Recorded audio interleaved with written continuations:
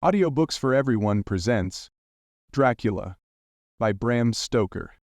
Chapter 1. Jonathan Harker's Journal. 3rd May.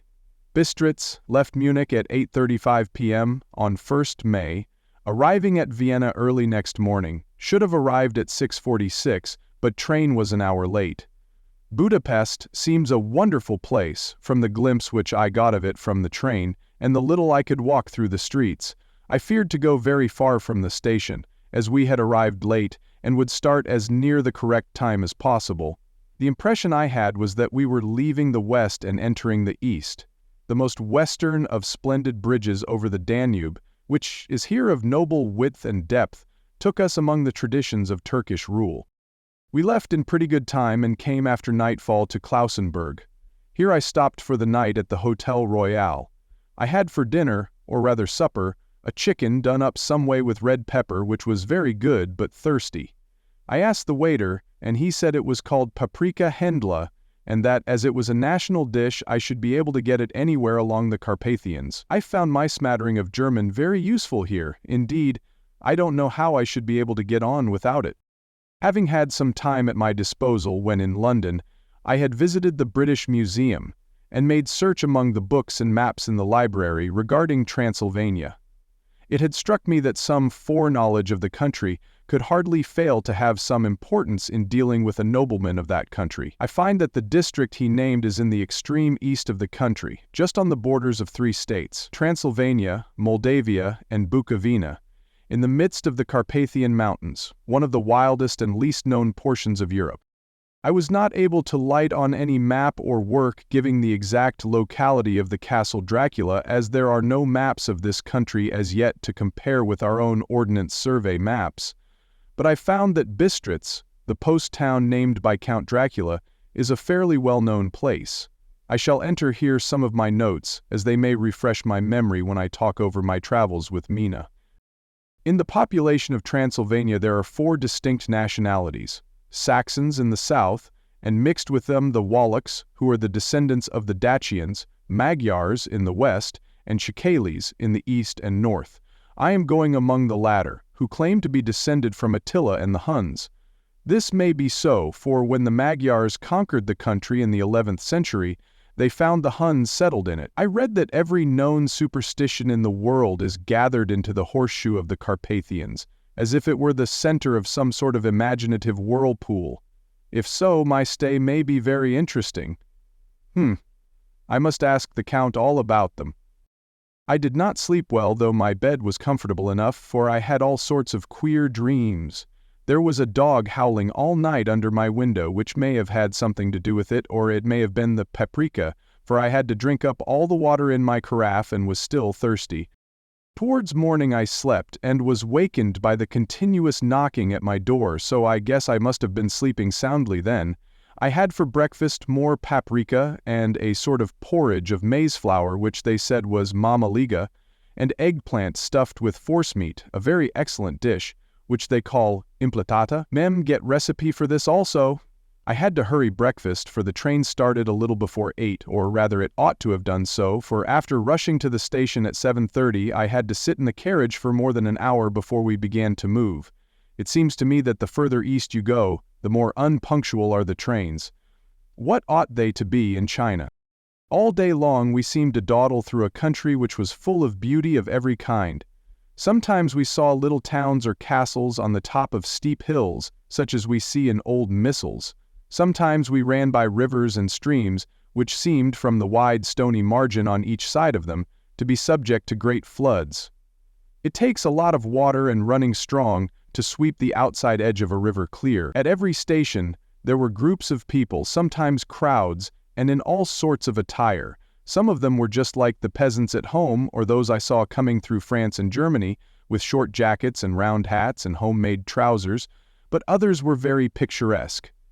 The women looked pretty, except when you got near them, but they were very clumsy about the waist. They had all full white sleeves of some kind or other, and most of them had big belts with a lot of strips of something fluttering from them like the dresses in a ballet, but of course there were petticoats under them. The strangest figures we saw were the Slovaks, who were more barbarian than the rest, with their big cowboy hats, great baggy dirty white trousers, white linen shirts and enormous heavy leather belts, nearly a foot wide, all studded over with brass nails. They wore high boots, with their trousers tucked into them, and had long black hair and heavy black mustaches. They are very picturesque but do not look prepossessing. On the stage they would be set down at once as some old Oriental band of brigands. They are, however, I am told, very harmless, and rather wanting in natural self-assertion. It was on the dark side of twilight when we got to Bistritz, which is a very interesting old place. Being practically on the frontier, for the Borgo Pass leads from it into Bukovina. It has had a very stormy existence, and it certainly shows marks of it. 50 years ago, a series of great fires took place which made terrible havoc on 5 separate occasions. At the very beginning of the 17th century, it underwent a siege of 3 weeks and lost 13,000 people, the casualties of war proper being assisted by famine and disease. Count Dracula had directed me to go to the Golden Krone Hotel, which I found, to my great delight, to be thoroughly old-fashioned, for of course I wanted to see all I could of the ways of the country. I was evidently expected, for when I got near the door I faced a cheery-looking elderly woman in the usual peasant dress, white undergarment with long double apron, front and back, of colored stuff fitting almost too tight for modesty. When I came close she bowed and said, "The Herr Englishman?" "Yes," I said, "Jonathan Harker." She smiled and gave some message to an elderly man in white shirt sleeves, who had followed her to the door. He went, but immediately returned with a letter. "My friend, welcome to the Carpathians. I am anxiously expecting you. Sleep well tonight. At 3 tomorrow the diligence will start for Bukovina. A place on it is kept for you. At the Borgo Pass, my carriage will await you and will bring you to me. I trust that your journey from London has been a happy one, and that you will enjoy your stay in my beautiful land. Your friend, Dracula." Or May. I found that my landlord had got a letter from the Count, directing him to secure the best place on the coach for me, but, on making inquiries as to details, he seemed somewhat reticent, and pretended that he could not understand my German. This could not be true, because up to then he had understood it perfectly. At least he answered my questions exactly as if he did. He and his wife, the old lady who had received me, looked at each other in a frightened sort of way. He mumbled out that the money had been sent in a letter, and that was all he knew. When I asked him if he knew Count Dracula and could tell me anything of his castle, both he and his wife crossed themselves, and saying that they knew nothing at all, simply refused to speak further. It was so near the time of starting that I had no time to ask anyone else, for it was all very mysterious and not by any means comforting. Just before I was leaving, the old lady came up to my room and said in a very hysterical way, "Must you go? Oh, young Herr, must you go?" She was in such an excited state that she seemed to have lost her grip of what German she knew, and mixed it all up with some other language which I did not know at all. I was just able to follow her by asking many questions. When I told her that I must go at once, and that I was engaged on important business, she asked again, "Do you know what day it is?" I answered that it was the 4th of May. She shook her head, as she said again, "Oh yes, I know that, but do you know what day it is?" On my saying that I did not understand, she went on, "It is the eve of St. George's Day. Do you not know that tonight, when the clock strikes midnight, all the evil things in the world will have full sway? Do you know where you are going and what you are going to?" She was in such evident distress that I tried to comfort her, but without effect. Finally she went down on her knees and implored me not to go, at least to wait a day or two before starting. It was all very ridiculous, but I did not feel comfortable. However, there was business to be done, and I could allow nothing to interfere with it. I therefore tried to raise her up and said as gravely as I could that I thanked her, but my duty was imperative and that I must go. She then rose and dried her eyes, and taking a crucifix from her neck, offered it to me. I did not know what to do, for as an English churchman I have been taught to regard such things as in some measure idolatrous, and yet it seemed so ungracious to refuse an old lady meaning so well and in such a state of mind. She saw, I suppose, the doubt in my face, for she put the rosary round my neck and said, "For your mother's sake," and went out of the room. I am writing up this part of the diary whilst I am waiting for the coach, which is of course late, and the crucifix is still round my neck. Whether it is the old lady's fear, or the many ghostly traditions of this place, or the crucifix itself, I do not know, but I am not feeling nearly as easy in my mind as usual. If this book should ever reach Mina before I do, let it bring my goodbye. Here comes the coach. 5. May. The castle, the grey of the morning has passed, and the sun is high over the distant horizon, which seems jagged. Whether with trees or hills I know not, for it is so far off that big things and little are mixed. I am not sleepy, and as I am not to be called till I awake, naturally I write till sleep comes. There are many odd things to put down, and, lest who reads them may fancy that I dined too well before I left Bistritz, let me put down my dinner exactly. I dined on what they called robber steak, bits of bacon, onion, and beef seasoned with red pepper, and strung on sticks and roasted over the fire, in the simple style of the London cat's meat. The wine was golden Mediasch, which produces a queer sting on the tongue, which is, however, not disagreeable. I had only a couple of glasses of this and nothing else. When I got on the coach, the driver had not taken his seat, and I saw him talking with the landlady.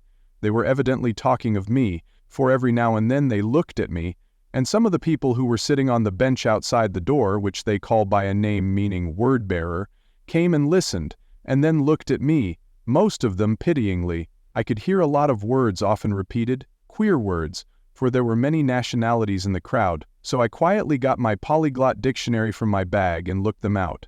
I must say they were not cheering to me, for amongst them were Ordog, Satan Eko, Pokolis, Akos, which, Volok, and Vlokoslak, both of which mean the same thing, one being Slovak.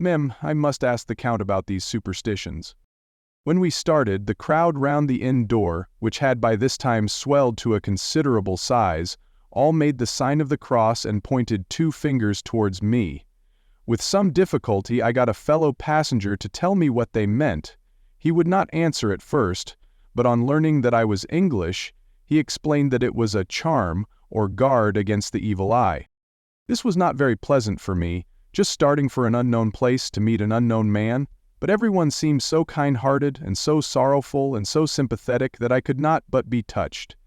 I shall never forget the last glimpse which I had of the inn-yard and its crowd of picturesque figures, all crossing themselves as they stood round the wide archway, with its background of rich foliage of oleander and orange trees in green tubs, clustered in the center of the yard. Then our driver, whose wide linen drawers covered the whole front of the box seat, Gotze they called him, cracked his big whip over his 4 small horses, which ran abreast, and we set off on our journey. I soon lost sight and recollection of ghostly fears and the beauty of the scene as we drove along, although had I known the language, or rather languages, which my fellow passengers were speaking, I might not have been able to throw them off so easily. Before us lay a green, sloping land full of forests and woods, with here and there steep hills, crowned with clumps of trees or with farmhouses, the blank gable end to the road. There was everywhere a bewildering mass of fruit blossom, apple, plum, pear, cherry, and as we drove by I could see the green grass under the trees spangled with the fallen petals. In and out amongst these green hills of what they call here the Mittelland, ran the road, losing itself as it swept round the grassy curve, or was shut out by the straggling ends of pine woods which here and there ran down the hillsides like tongues of flame. The road was rugged, but still we seemed to fly over it with a feverish haste. I could not understand then what the haste meant, but the driver was evidently bent on losing no time in reaching Borgo Pruned. I was told that this road is in summertime excellent, but that it had not yet been put in order after the winter snows. In this respect it is different from the general run of roads in the Carpathians, for it is an old tradition that they are not to be kept in too good order. Of old, the hospodars would not repair them, lest the Turks should think that they were preparing to bring in foreign troops, and so hasten the war, which was always really at loading point. Beyond the green swelling hills of the Mittelland rose mighty slopes of forest up to the lofty steeps of the Carpathians themselves. Right and left of us they towered, with the afternoon sun falling full upon them and bringing out all the glorious colors of this beautiful range. Deep blue and purple in the shadows of the peaks, green and brown where grass and rock mingled, and an endless perspective of jagged rock and pointed crags, till these were themselves lost in the distance, where the snowy peaks rose grandly. Here and there seemed mighty rifts in the mountains, through which, as the sun began to sink, we saw now and again the white gleam of falling water. One of my companions touched my arm as we swept round the base of a hill and opened up the lofty, snow-covered peak of a mountain, which seemed, as we wound on our serpentine way, to be right before us. "Look, Istan Chick, God's seat," and he crossed himself reverently. As we wound on our endless way, and the sun sank lower and lower behind us, the shadows of the evening began to creep round us. This was emphasized by the fact that the snowy mountaintop still held the sunset, and seemed to glow out with a delicate cool pink. Here and there we passed Czechs and Slovaks, all in picturesque attire, but I noticed that goiter was painfully prevalent. By the roadside were many crosses, and as we swept by, my companions all crossed themselves. Here and there was a peasant man or woman kneeling before a shrine, who did not even turn round as we approached, but seemed in the self-surrender of devotion to have neither eyes nor ears for the outer world. There were many things new to me. For instance, hayricks in the trees, and here and there very beautiful masses of weeping birch, their white stems shining like silver through the delicate green of the leaves. Now and again we passed a leader wagon, the ordinary peasant's cart, with its long, snake-like vertebra, calculated to suit the inequalities of the road. On this were sure to be seated quite a group of homecoming peasants, the Czechs with their white, and the Slovaks with their colored sheepskins, the latter carrying lance-fashion their long staves, with axe at end.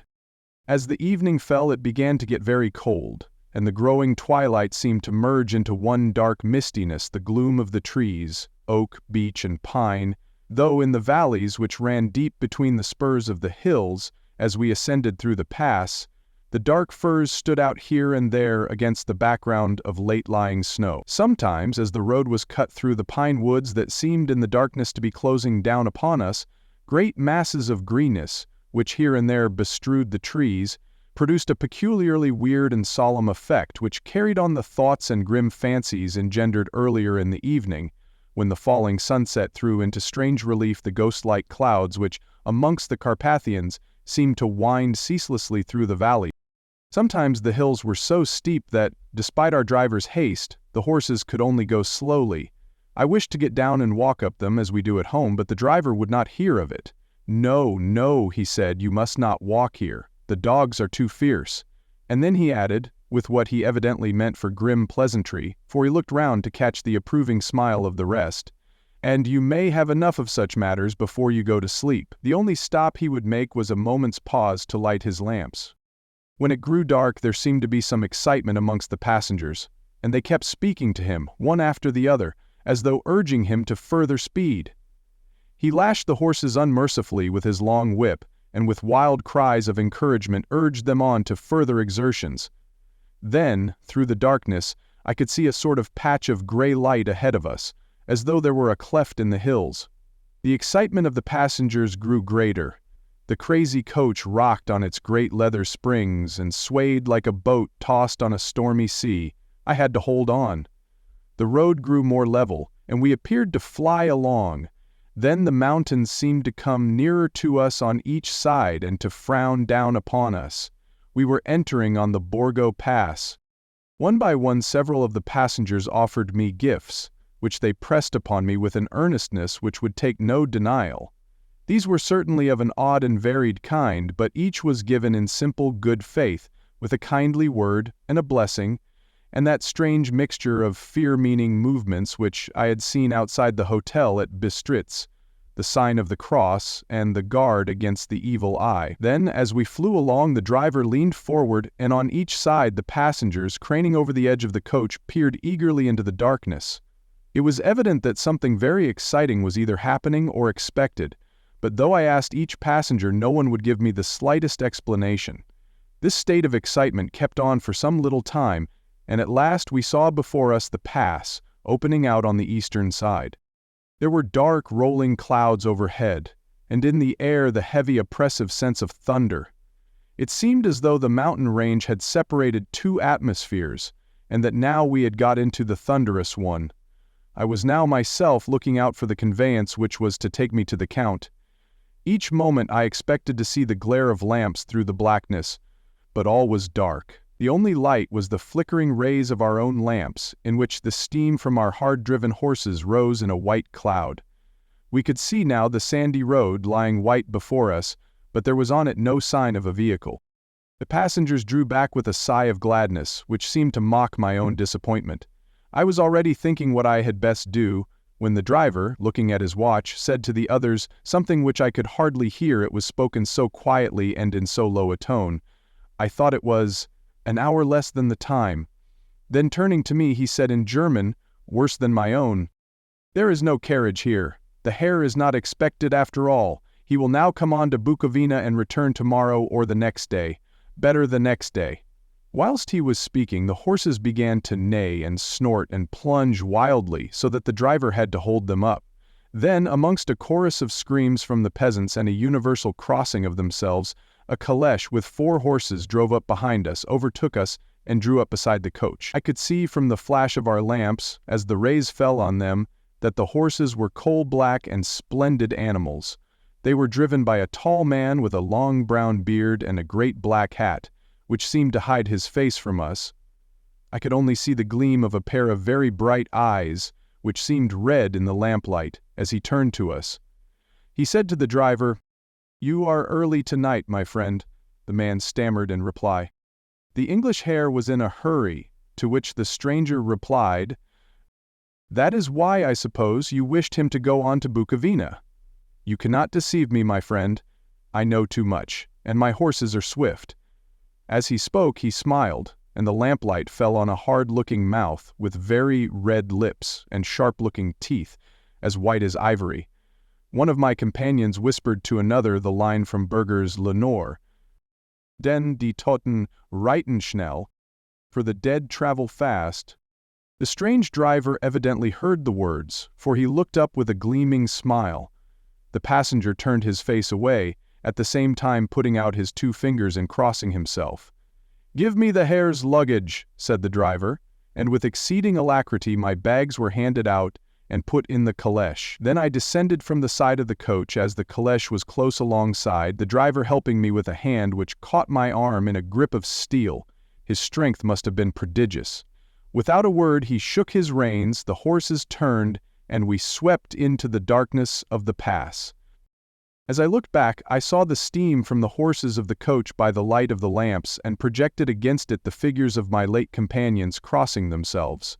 Then the driver cracked his whip and called to his horses, and off they swept on their way to Bukovina.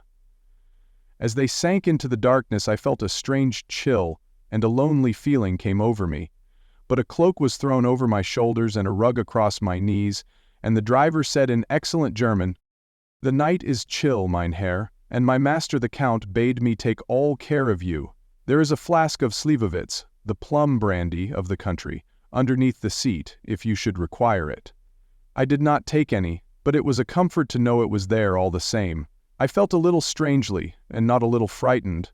I think had there been any alternative, I should have taken it, instead of prosecuting that unknown night journey. The carriage went at a hard pace, straight along. Then we made a complete turn and went along another straight road. It seemed to me that we were simply going over and over the same ground again, and so I took note of some salient point, and found that this was so. I would have liked to have asked the driver what this all meant, but I really feared to do so, for I thought that, placed as I was, any protest would have had no effect in case there had been an intention to. By and by, however, as I was curious to know how time was passing, I struck a match, and by its flame looked at my watch. It was within a few minutes of midnight. This gave me a sort of shock, for I suppose the general superstition about midnight was increased by my recent experiences.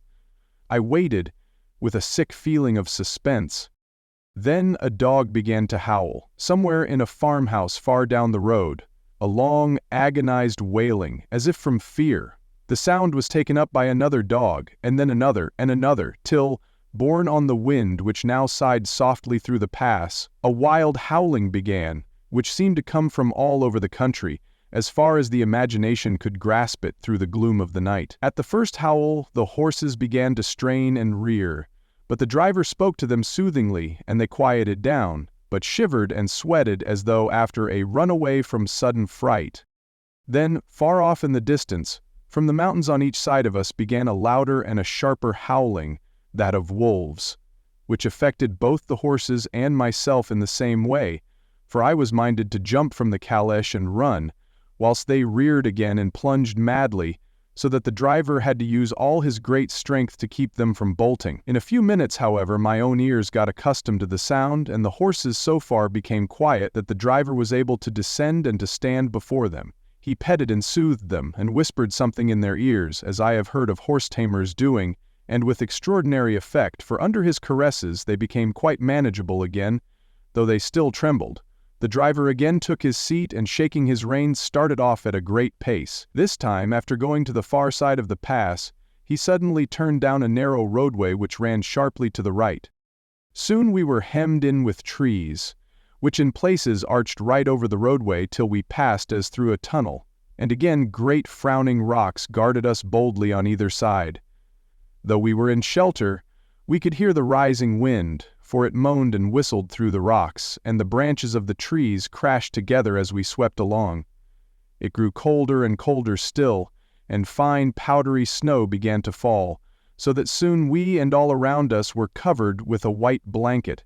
The keen wind still carried the howling of the dogs, though this grew fainter as we went on our way. The baying of the wolves sounded nearer and nearer, as though they were closing round on us from every side.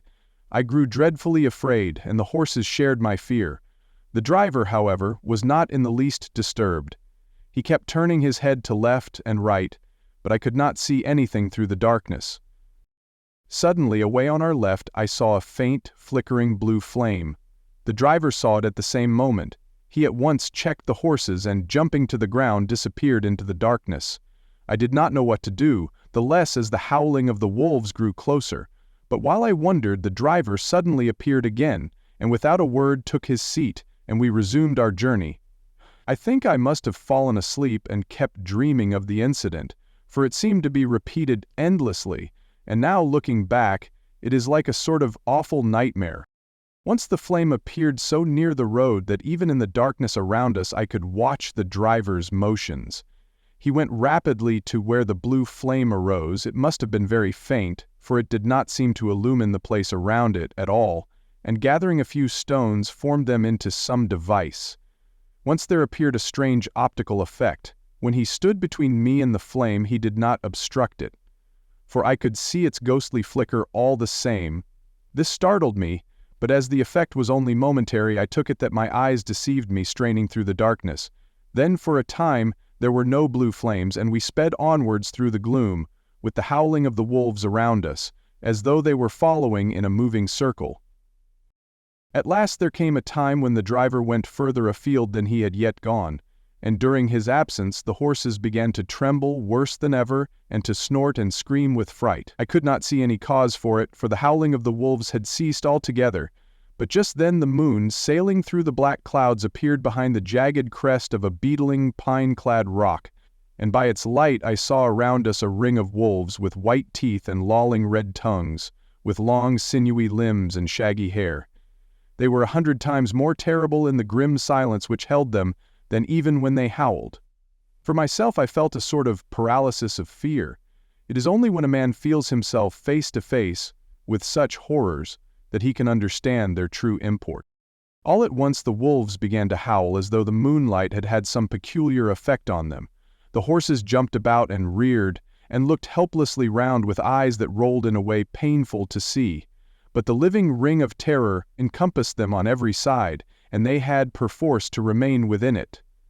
I called to the coachman to come, for it seemed to me that our only chance was to try to break out through the ring and to aid his approach. I shouted and beat the side of the caleche, hoping by the noise to scare the wolves from that side so as to give him a chance of reaching the trap. How he came there I know not, but I heard his voice raised in a tone of imperious command, and looking towards the sound saw him stand in the roadway. As he swept his long arms as though brushing aside some impalpable obstacle, The wolves fell back and back further still. Just then a heavy cloud passed across the face of the moon, so that we were again in darkness. When I could see again, the driver was climbing into the caleche, and the wolves had disappeared. This was all so strange and uncanny that a dreadful fear came upon me, and I was afraid to speak or move. The time seemed interminable as we swept on our way, now in almost complete darkness, for the rolling clouds obscured the moon. We kept on ascending, with occasional periods of quick descent, but in the main always ascending. Suddenly I became conscious of the fact that the driver was in the act of pulling up the horses in the courtyard of a vast ruined castle, from whose tall black windows came no ray of light, and whose broken battlements showed a jagged line against the moonlit sky.